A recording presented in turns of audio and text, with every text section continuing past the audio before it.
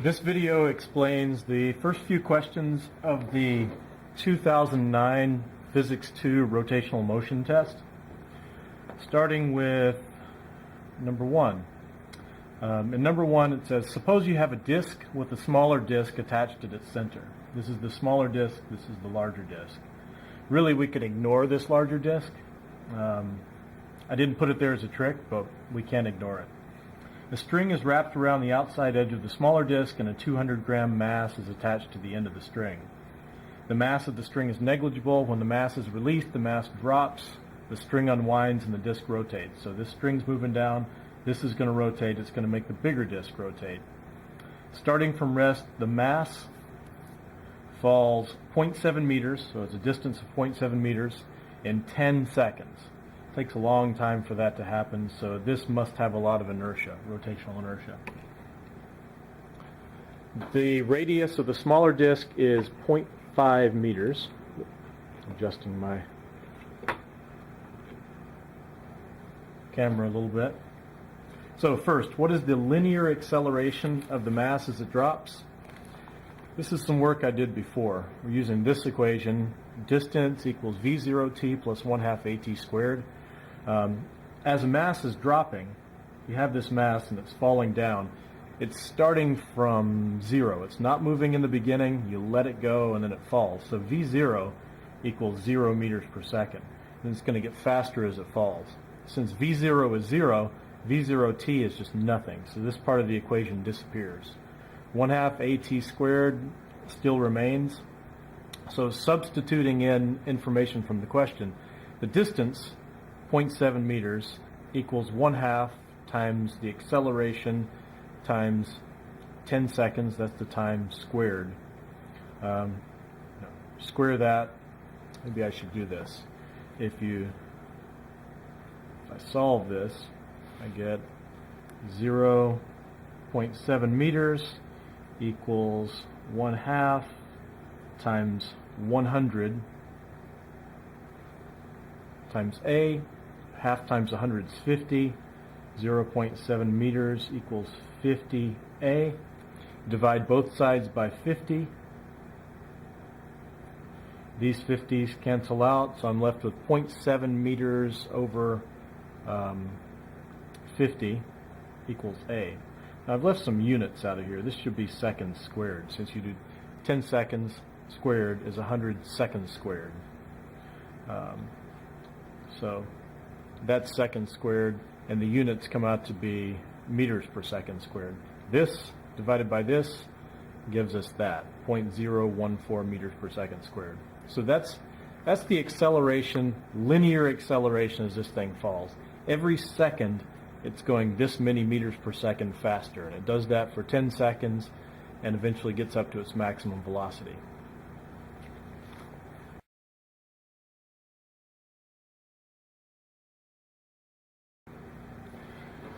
For number 2, we want to know the tension in the string as the mass is dropping.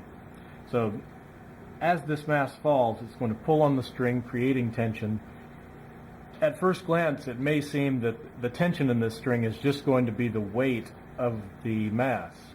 As if the weight is hanging on this, or if the mass is hanging on this, it's going to be exerting a force downward equal to its weight. But that's not exactly true. That would be true if it weren't falling.